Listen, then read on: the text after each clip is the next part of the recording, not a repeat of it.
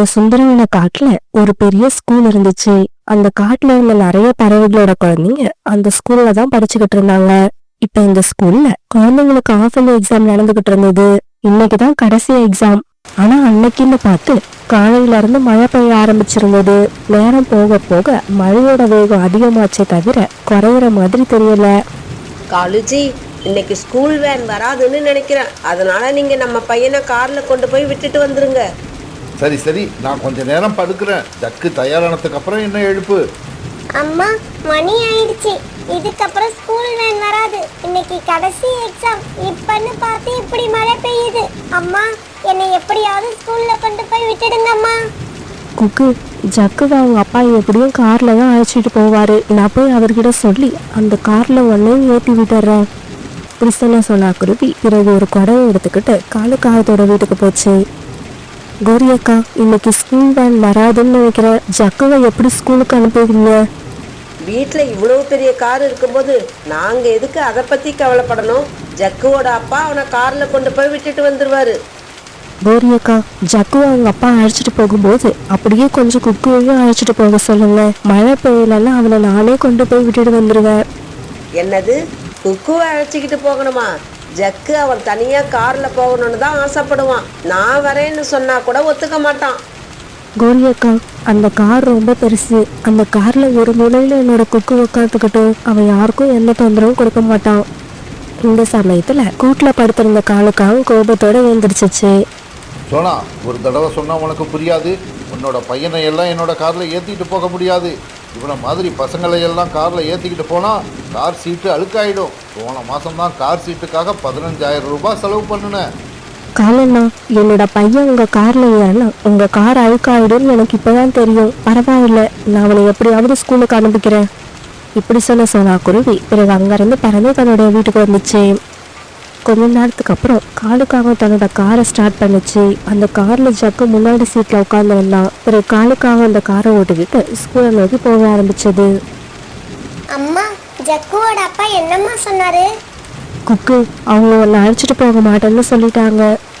அம்மா, அவங்க என்னை அழைச்சிக்கிட்டு போக மாட்டாங்கன்னு எனக்கு முன்னாடியே தெரியும். எப்பவாவது காலங்கள் காரை எடுத்துக்கிட்டு ஜக்குவை கூப்பிட சாயங்காலம் ஸ்கூலுக்கு வருவாரு. அப்ப சில பேர் என்னையும் அழைச்சிக்கிட்டு போங்க அங்கிள்னு அவர்கிட்ட கேட்பாங்க. ஆனா அவர் யாரையும் தன்னோட கார்ல ஏற்ற மாட்டாரு. எல்லாரையும் திட்டிட்டு வேகமா வண்டி எடுத்துக்கிட்டு போயிடுவாரு. குக்கு, அவங்க எப்படியாவது போகட்டும். நம்ம அவங்கள பத்தி கவலைப்பட வேண்டாம். விடு, எனக்கு இப்பதான் ரீட்டாவோட ஞாபகம் வந்துச்சு. ரீட்டா மட்டும் எப்படியாவது ஸ்கூலுக்கு அனுப்பும். அவன் கூட நான் உன்னையும் அனுப்பி வைக்கிறேன். இப்படி சொன்னா குருவி ரீட்டா கிளி வீட்டு நோக்கி பறந்து போச்சு.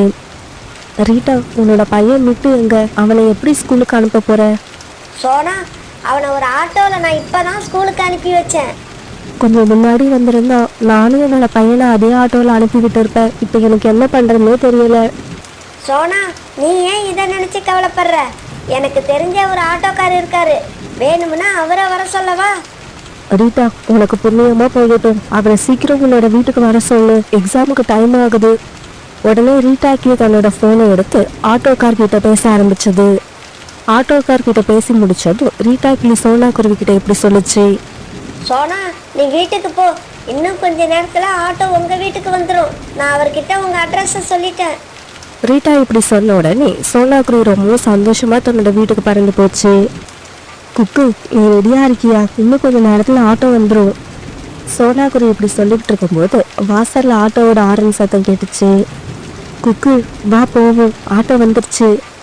உடனே குக்கு தன்னோட ஸ்கூல் பேக் எடுத்துக்கிட்டான். பிறகு சோனா குருவி தன்னோட பையனை கூட்டுக்கிட்டு ஆட்டோல ஏறி உட்காந்துச்சு.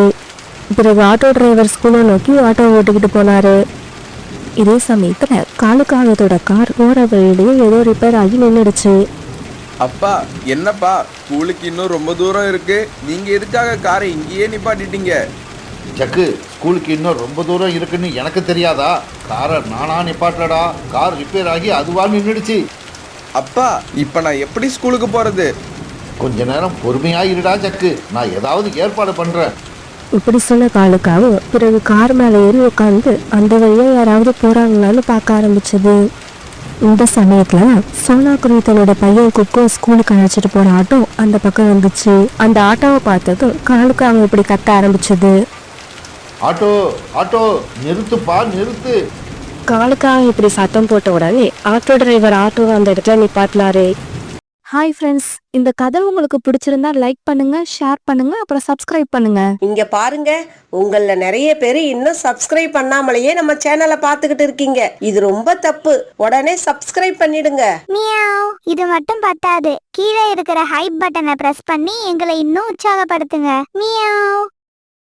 டிரைவர், என்னோட கார் திடீர்னு ரிப்பேர் ஆயிடுச்சு. என்னோட பையனை கொண்டு போய் ஸ்கூல்ல விட்டுடு. சார், நான் சவாரி போய்கிட்டு இருக்கேன். நீங்க எதுவா இருந்தாலும் பின்னாடி உட்காந்துருக்கவங்க கிட்ட பேசுங்க. உடனே ஆட்டோவில் பின் சீட்ல உட்காந்துருந்த சோனா குருவியை பார்த்ததும் காலுக்கு ஆகிறதுக்கு அவமானமா போயிடுச்சு. சோனா, என்னை மன்னிச்சிடு. நான் உன்னையும் உன் குழந்தையையும் அவமானப்படுத்தினதை மனசில் வச்சுக்காத. தயவு செஞ்சு என்னோட பையனை கொண்டு போய் ஸ்கூலில் விட்டுடு. இல்லைன்னா அவனால் எக்ஸாம் எழுத முடியாது. பிறகு சோனா ஜக்குவையும் தன்னோட ஆட்டோவில் ஏற்றிக்கிட்டு ஸ்கூலை நோக்கி போச்சு. இவங்க போன ஆட்டோ சரியான சமயத்துல ஸ்கூலுக்கு போய் சேர்ந்துருச்சு. பிறகு எல்லாரும் நல்ல முறையில எக்ஸாம் எழுதி முடிச்சாங்க.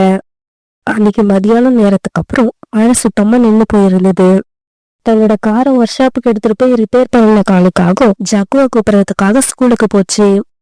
அன்னைக்கு எக்ஸாம் முடிஞ்சதும் எல்லா பறவைகளும் ஸ்கூலை விட்டு வெளியே வந்தாங்க. ஸ்கூலை விட்டு வெளியே வந்த ஜக்கு கார்ல ஏறி உட்காந்துக்கிட்டான்.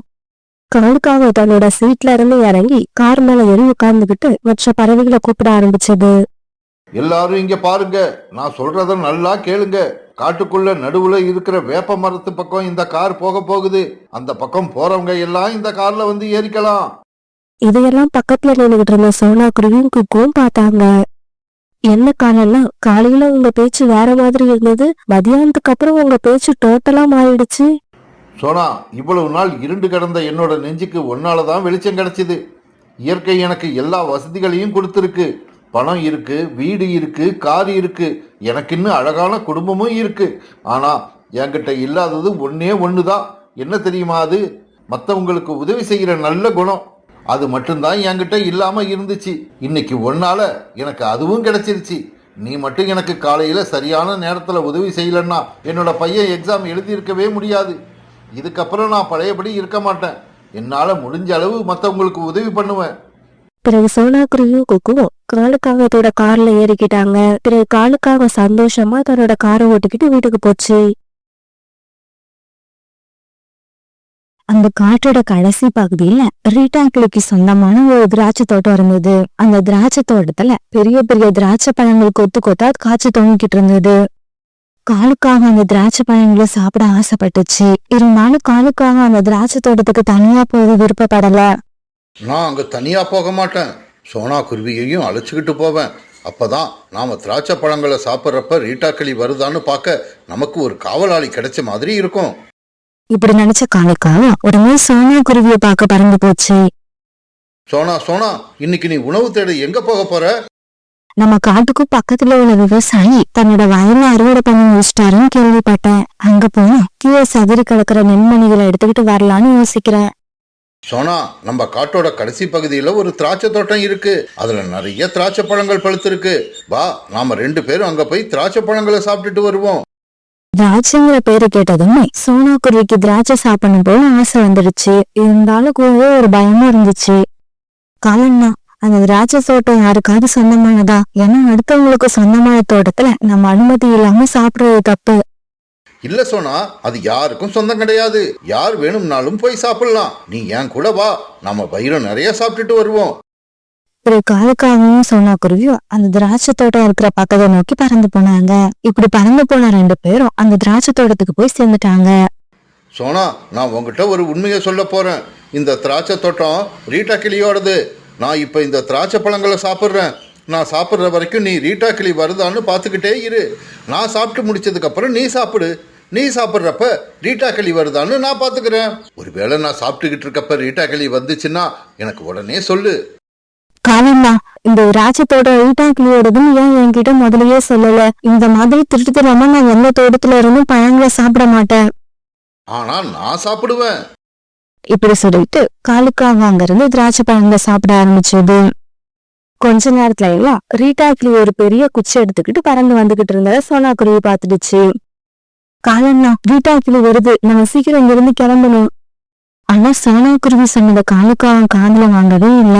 ஏன்னா அது திராட்சை பழங்களை ருசிச்சு சாப்பிட்டுக்கிட்டு இருந்துச்சு. உடனே பயந்து போன சோனா குருவி அந்த திராட்சை கொடி இலைகளுக்கு இடையில போய் மறைஞ்சு உட்காந்துக்குச்சு. தன்னோட திராட்சை தோட்டத்துக்கு வந்து சேர்ந்த ரீட்டா கிளி கையில வச்சிருந்த கம்பால காலுக்காகத்தை ஓங்கி ஒரு அடி அடிச்சது. திருட்டுக்காகமே என் தோட்டத்துல வந்து பழங்களை திருடி திங்கிறியா?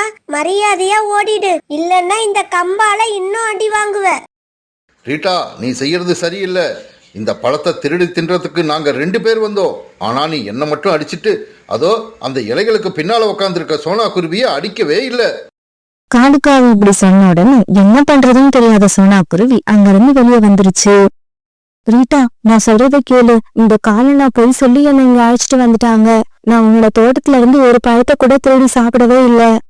சோனா, பழங்களை திருடி சாப்பிடாத நீ. இலைகளுக்கு பின்னால போய் ஒளியணும்னு அவசியம் இல்ல. ரீட்டா, என்ன மன்னிச்சிடு. இந்த காலனாலதான் நான் இன்னைக்கு இவ்வளவு பெரிய அவமானத்தை அனுபவிக்கிறேன். சோனா, நம்ம மட்டும் நல்லவங்களா இருந்து புண்ணியம் இல்ல. நாம பழகிறவங்களும் நல்லவங்களான்னு பார்த்துட்டு அதுக்கப்புறம் தான் பழகவே ஆரம்பிக்கணும். சரி சரி, நீ கிளம்பு இங்க இருந்து. பிறகு காலுக்காகவும் சோனா குருவி அங்க இருந்து பறந்து போனாங்க. காலண்ணா, நீங்க என்ன போய் சொல்லி அழைச்சிட்டு போய் ரொம்ப அவமானப்படுத்திட்டீங்க. நம்ம நட்பு உண்மையில இருந்து முடிஞ்சு போயிடுச்சு. சோனா, உன்னை அவமானப்படுத்தணும்னு தான் நான் அங்க அழைச்சிக்கிட்டு போனேன். என் மேல கோவப்படாத. அவமானப்படுறதும் ஒரு அனுபவம்னு நினைச்சிக்க. இப்படி சொன்ன காலுக்காகும் அங்க இருந்து பறந்து போயிடுச்சு. போங்க போங்க, என்ன நீங்க பழி வாங்கின மாதிரி உங்களையும் கூடிய சீக்கிரம் பழி வாங்குவேன். வயிறு நிறைய திராட்சை பழங்களை சாப்பிட்ட காலுக்காகும் வீட்டுக்கு போனதும் படுத்து தூங்க ஆரம்பிச்சது. இப்படியே சில நாட்கள் ஓடுச்சு. ஒரு நாள் சோனா குருவி உணவு தேட போகும்போது வழியில ஒரு இடத்துல கழுகக்கா சோகமா உட்காந்துருக்கத பார்த்துட்டு அங்க போச்சு. கழுகக்கா, என்ன ஏதோ யோசனையில உட்காந்துருக்கீங்க? அது ஒன்றும் இல்லை சோனா. என்னோட சோள வயல்ல இருந்து யாரோ தினமும் சோளங்களை திருடி எடுத்துக்கிட்டு போறாங்க. ஆனா அது யாருன்னு என்னால கண்டுபிடிக்க முடியல. கழுகக்கா இப்படி சொன்ன உடனே காலுக்காக அடிக்கடி சோளங்களை எடுத்துட்டு போறது சோனா குருவிக்கு ஞாபகம் வந்துச்சு. கழுகக்கா, உங்க வயல்ல இருந்து சோளங்களை திருட்டு போறது யாருன்னு எனக்கு தெரியும். அது ஒரு காகம். நீங்க அத பத்தி கவலைப்படாதீங்க. நாளைக்கே அந்த காகத்தை நான் உங்க வயலுக்கு அனுப்பி வைக்கிறேன். அதுக்கப்புறம் அதை எப்படி கவனிக்கணுமோ அந்த மாதிரி கவனிச்சுக்கோங்க. சோனா, நீ மட்டும் அந்த காகத்தை ஒரே ஒரு தடவை என்கிட்ட அனுப்பி வை. அதுக்கப்புறம் அந்த காகம் என் வயல் பக்கமே வராதபடி நான் பாத்துக்கிறேன். மறுநாள் பொழுது விடிஞ்சிச்சு. பிறகு மறுநாள் சோனாக்குருவி மார்க்கெட்டுக்கு போய் ஒரு சோள கதிரை விலை கொடுத்து வாங்குச்சு. பிறகு அந்த சோளத்தை எடுத்துக்கிட்டு தன்னோட வீட்டுக்கு வந்துச்சு. இப்படி வீட்டுக்கு வரப்ப காங்களோட வீட்டு வழியே பறந்து போச்சு. காலுஜி காலுஜி, அங்க பாருங்க, சோனா குருவி எங்க இருந்தோ சோளம் எடுத்துக்கிட்டு போகுது. அது எங்க இருந்து எடுத்துக்கிட்டு வருதுன்னு கேட்டு நீங்களும் போய் சோளம் எடுத்துக்கிட்டு வாங்க. சோனா, ஒரு நிமிஷம் இங்க வா. நான் சொல்றத கேட்டுட்டு போ. இதுக்காகவே காத்திருந்த சோனாக்குருவி உடனே காங்கள் கிட்ட போச்சு. என்ன காலன்னா, என்ன விஷயம்? சோனா, நீ இந்த சோளத்தை எங்க இருந்து எடுத்துக்கிட்டு வரேன்னு என்கிட்ட சொல்லு. கோரி சோளம் சாப்பிடணும்னு ரொம்ப ஆசைப்படுறா. காலண்ணா, நான் முதல்ல நம்ம காட்டுல ஓடுற நதியை கிராஸ் பண்ணி இன்னைக்கு அந்த பக்கம் பறந்து போய் பார்த்தேன். அங்க போய் பார்த்தா ஒரு பெரிய இடத்துல நிறைய சோளம் விளைஞ்சிருக்கு. சோனா, அந்த சோளத்தோட்டம் ஒரு கழுகுக்கு சொந்தமானது. அந்த கழுகு ஏமாந்த சமயம் பார்த்து நான் நிறைய தடவை அங்க இருந்து சோளத்தை திருடிக்கிட்டு வந்திருக்கேன். காலண்ணா, அந்த வயல் தோட்டம் கழுகுக்கு சொந்தமானதுன்னு எனக்கு தெரியும். ஆனா இன்னைக்கு அந்த கழுகு தன்னோட குழந்தைய தூக்கிட்டு பக்கத்து காட்டுக்கு பறந்து போயிருக்கு. அந்த விஷயம் தெரிஞ்சதாலதான் நான் துணிச்சலா அங்க போய் வயிறு முட்டை சோளத்தை சாப்பிட்டு குழந்தைங்களுக்காகவும் ஒன்னு எடுத்துட்டு வரேன். காலுஜி, கழுகக்கா அங்க இல்லையா? வாங்க, நானும் உங்க கூட வரேன். நாம 2 பேரும் போய் சோளத்தை சாப்பிட்டுட்டு வீட்டுக்கு நிறைய எடுத்துக்கிட்டு வருவோம். கோரியக்கா, நீங்க எதுக்காக போறீங்க? நீங்க வீட்லயே இருங்க. காலண்ணா மட்டும் போயிட்டு உங்களுக்கும் தேவையான சோளத்தை எடுத்துட்டு வருவாங்க. இல்ல இல்ல, நானும் போவேன். சோளத்தை பறிச்சு வயல்லையே வச்சு சாப்பிட்டா அது ஒரு தனி ருசி தான். சரி, இதுக்கு மேல நான் ஒன்னும் சொல்ல முடியாது. அப்புறம் உங்க இஷ்டம். பிறகு காலுக்காகவும் குறிக்காகவும் கழுகக்காவோட சோள வயலை நோக்கி பறந்து போனாங்க. இவங்க 2 பேரும் போய் எந்த கவலையும் இல்லாம வயல்ல இருந்து சோளத்தை பறிச்சு சாப்பிட ஆரம்பிச்சாங்க.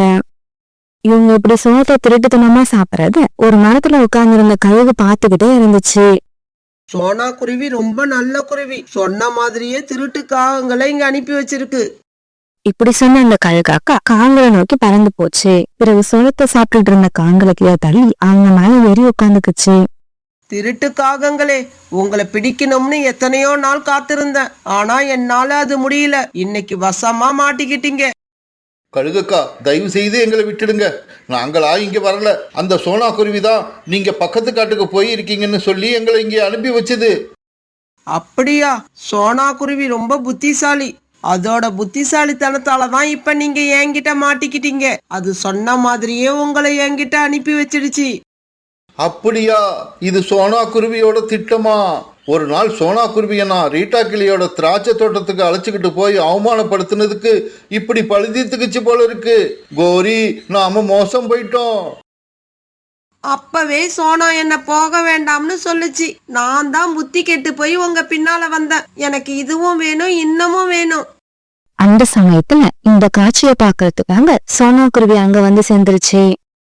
கழுகக்கா, ஏன் இன்னும் யாருக்காக வெயிட் பண்ணிட்டு இருக்கீங்க? சீக்கிரம் உங்க வேலையை ஸ்டார்ட் பண்ணுங்க. சோனா குருவி இப்படி சொன்னதும் கழுகக்கா காங்கள் 2 பேரையும் மாறி மாறி அடிக்க ஆரம்பிச்சது. காலுஜி காலுஜி, உங்களால இப்ப நானும் அடி வாங்கிக்கிட்டு இருக்கேன். கோரி, நீ சொல்றது தப்பு. நாம 2 பேருமே சோனா குருவியால தான் அடி வாங்கிக்கிட்டு இருக்கோம். இவங்க இப்படி பேசிக்கிறத கேட்டுட்டு சோனா குருவி சத்தம் போட்டு சிரிக்க ஆரம்பிச்சது.